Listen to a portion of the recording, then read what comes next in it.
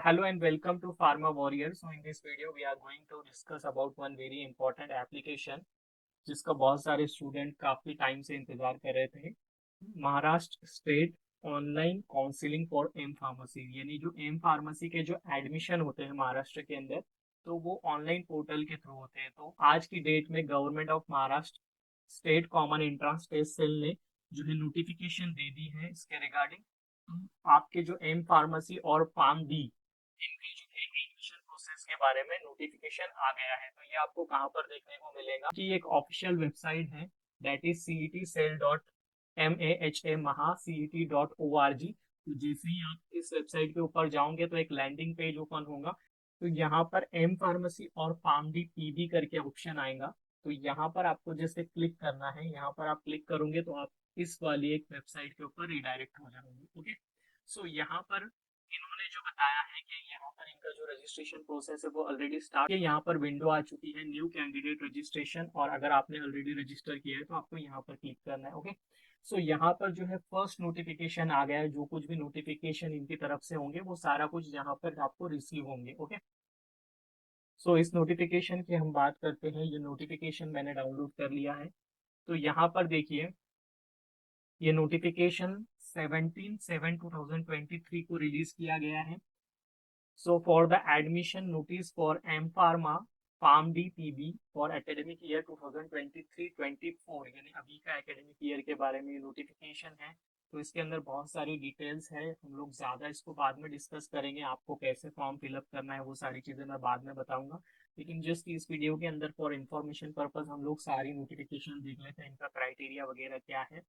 सो देखिए जो eligibility criteria है, तो सबसे पहला criteria you must have Indian nationality, मतलब आपको जो है इंडियन नेशनल होना चाहिए।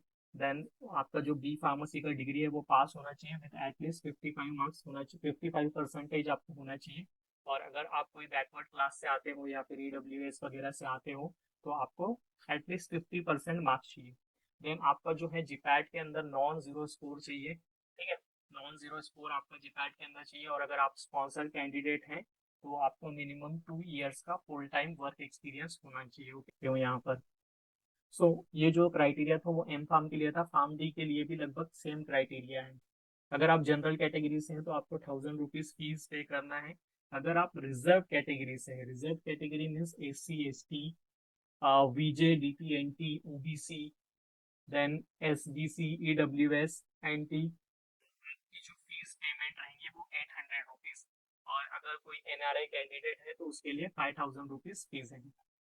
ओके, सो ये फीस जो है आपको लास्ट के अंदर पे करना है जब आपका फॉर्म फिलिंग कंप्लीट हो जाएगा। उसके बाद में फीस का जो मोड होगा, फीस पेमेंट का जो मोड होगा वो credit card, debit card, net banking और UPI, इससे आप फीस पे कर सकते हो। इम्पोर्टेंट डेट्स की हम बात करते हैं कि इम्पोर्टेंट डेट्स क्या है, तो बहुत कम इन्होंने टाइम दिया है इस बार। तो जो आपका ऑनलाइन रजिस्ट्रेशन होगा, मतलब आपको जो आईडी वगैरह बना करके जो भी डॉक्यूमेंटेशन अपलोडिंग का काम होगा वो 17/7 से शुरू हो गया है, यानी 17 जुलाई से शुरू हो गया है। और ये 26 जुलाई 2023 अप टू 5 PM, शाम 5 बजे तक के आपका चलेगा, ठीक है। 26 जो है इसका लास्ट डेट है, इसको ध्यान में रखिएगा। देन उसके बाद में जब भी आपका डॉक्यूमेंटेशन वेरिफिकेशन होगा, मतलब जैसे आपने फॉर्म फिल किया उसके बाद में जो है 17/7 से लेकर 27 तक के आपका डॉक्यूमेंट वेरिफिकेशन होगा।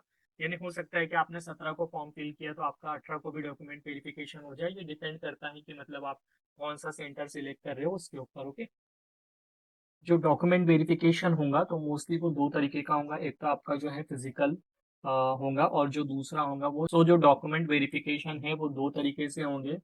फर्स्ट जो होगा वो ई स्क्रूटनी मेथड से होगा, देन जो दूसरा है वो फिजिकल मेथड से होगा। तो इसके अंदर अगर आपने ई स्क्रूटनी मेथड, सो उसके अंदर आपको क्या है कि such candidate shall fill the online application form and scan all the original documents and upload the required documents from any computer or from any computer smartphone connected with the internet। तो आपको क्या करना है कि आपको just सारे documents जो है वो अपलोड करने हैं, ठीक है। उसके बाद में search candidate need not have to visit e scrutiny centre for verification, आपको जो है सेंटर के ऊपर जाने की जरूरत नहीं है वेरिफिकेशन पर्पज के लिए।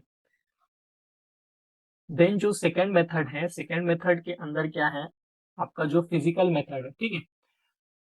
आप अपना एप्लीकेशन सबमिट करोगे, तो एप्लीकेशन सबमिट करने के बाद में ये जो है एफसी सेंटर के अंदर जो भी ऑफिसर होगा उसकी तरफ जाएगा, देन वो सारा कुछ एप्लीकेशन देखेगा, उसके अंदर अगर उसको लगा कि कुछ एरर नहीं है, सारे आपके डॉक्यूमेंट करेक्ट है, तो वो उसको अप्रूव करेगा। अप्रूव करने के बाद में आपका एप्लीकेशन जो है वो सबमिट हो जाएगा। इफ उसको अगर लगता है कि कुछ एरर्स है आपके डॉक्यूमेंट्स के अंदर, सो वो आपका एप्लीकेशन जो है आपको रीडायरेक्ट करेगा for the purpose of rectification. वहां पर वो आपको कमेंट भी देगा कि आपका ये जो डॉक्यूमेंट है, ये डॉक्यूमेंट आप फिर से अपलोड करो, या फिर करेक्ट डॉक्यूमेंट अपलोड करो, या फिर इसके अंदर डेट नहीं है, या जो कुछ भी वहां पर जो कुछ भी एरर होगा वो आपको एक कमेंट देंगे एप्लीकेशन के अंदर। तो वो आपके एप्लीकेशन जो है फिर से आपके लॉगिन पोर्टल के अंदर आएगा, जो भी आपकी प्रॉब्लम होगी, जो भी आपका एरर होगा, उसको आपको सॉर्ट आउट करके वापस भेजना है, ठीक है। सो कैंडिडेट शेल एडिट, आपको उसको एडिट करने के बाद में रिवर्ट करना है। देन जो दूसरा मेथड है, दूसरा मेथड जो है वो फिजिकल मेथड है। फिजिकल मेथड के अंदर क्या होगा, सच candidate shell visit the physical scrutiny centre online selected by the candidate along with the required documents as per allotted time slot for the online filling, scanning and uploading for the required documents, verification and confirmation. After verification and confirmation of application from the physical center, shall issue the receipt cum acknowledgement. So अगर आपके पास में FC centre है, अगर आपके college के अंदर, सो I will suggest कि आप फिजिकल मोड से ही करो, क्योंकि फिजिकल मोड थोड़ा सा इजी हो जाता है, और साथ ही में आपको कंफर्मेशन भी मिल जाएगा, जैसे कि जो एक्नॉलेजमेंट स्लिप होती है वो भी आपको मिल जाएगी। ओके, सो ये दो मेथड है, एक जो है वो ऑनलाइन मेथड है, और जो दूसरी जो मेथड है वो फिजिकल मेथड है। तो जो भी आपको फिजिबल लगे तो उसको आप चूज कर सकते हो। ध्यान में रहे कि इसकी जो लास्ट डेट है, लास्ट डेट 27 तक के ही आपका वेरिफिकेशन हो पाएगा, उसके बाद में नहीं हो पाएगा। हो सकता है कि हो सकता है कि ये लोग डेट आगे बढ़ा दे, तो वो अलग बात है, बट आपको इससे पहले ही सारी चीजें करना है। देन उसके बाद में फॉर्म फिलिंग होने के बाद में सबके फॉर्म जो है वेरीफाइड होने के बाद में 31 जुलाई को जो है वो display of provisional merit list लगेगी, मतलब एक लिस्ट लगेगी, उसके अंदर आपका जो है महाराष्ट्र स्टेट के अकॉर्डिंग रैंकिंग आएगा। उसके बाद में जो है submission of grievances, if any, अगर आपको कुछ दिक्कत है, कुछ आपको लगता है कि आपके पोर्टल में कुछ रॉन्ग हो गया, तो उसको आप सबमिट कर सकते हो। इसकी डेट जो है 1/8, 1 अगस्त से लेकर 3/8 तक के है, अप टू 5 PM, मतलब 5 बजे तक के आपको ये सारी चीजें करनी है।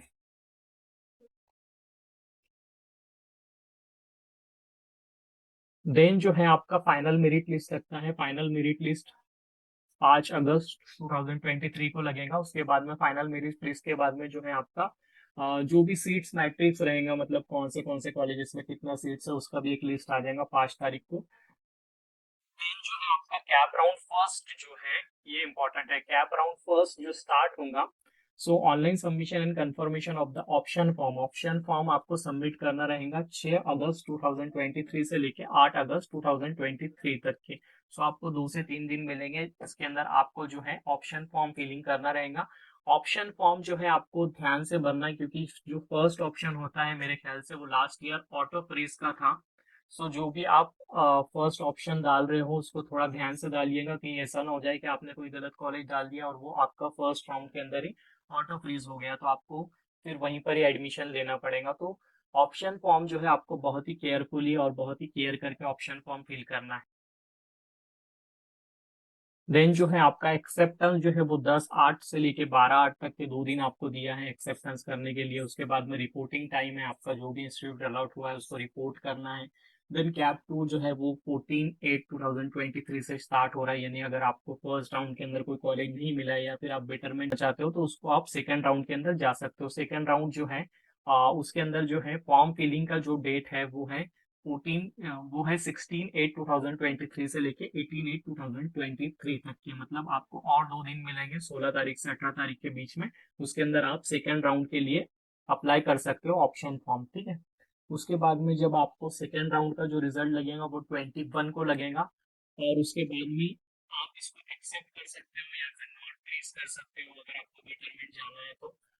और जो आपको रिपोर्टिंग अगर करना है तो 21 से 23 के बीच में आप रिपोर्टिंग कर सकते हैं।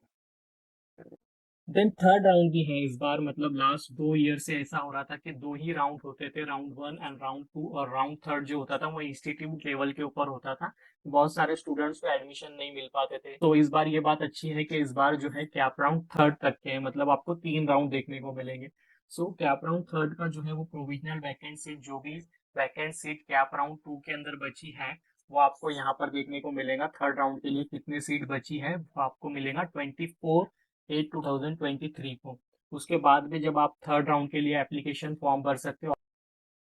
देन अगर किसी इंस्टीट्यूट के पास में अगर वैकेंट सीट बचती है तो वो 1/9/2023 से लेके 6/9/2023 तक के उसको कर सकता है। देन उसके बाद में 28 तारीख से जो है आपका जो भी एकेडमिक्स के अंदर जो भी एक्टिविटीज है वो स्टार्ट हो जाएंगी। देन 6/9/2023 ये कट ऑफ डेट है for all kind of admission, इसके बाद में कोई भी एडमिशन नहीं होगा। देन ये जो 6/9/2023 जो है ये लास्ट डेट है for uploading all the data, so ये इंस्टीट्यूट करेगा।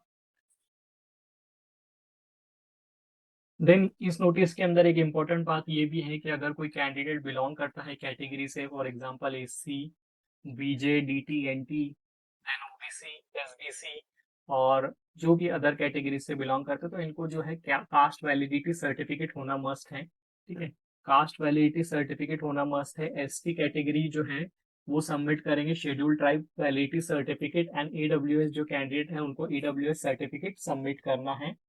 और जो भी है आपका जो बैकवर्ड कैटेगरीज एससी एसटी को छोड़कर आपको नॉन क्रीमी लेयर भी सबमिट करना है, जिसकी वैलिडिटी होना चाहिए 31 मार्च 2024। तो आपको ये भी देखना है कि आपका जो सर्टिफिकेट है, जैसे कि ईडब्ल्यूएस का जो सर्टिफिकेट है उसके ऊपर वैलिडिटी कब तक के है। ठीक है, अगर आपकी वैलिडिटी जो है 2024 तक नहीं है तो एक बार आप उसको अपने सर्टिफिकेट को रिन्यू करवा लें। ठीक है, रिन्यू करवा के वही सर्टिफिकेट आपको यहाँ पर अपलोड करना है।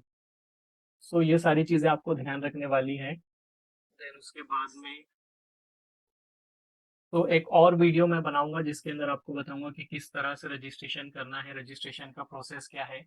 तो वो सारी चीजें हम लोग नेक्स्ट वीडियो के अंदर देखेंगे। Thank you for watching video and please subscribe my channel, that is pharma warrior.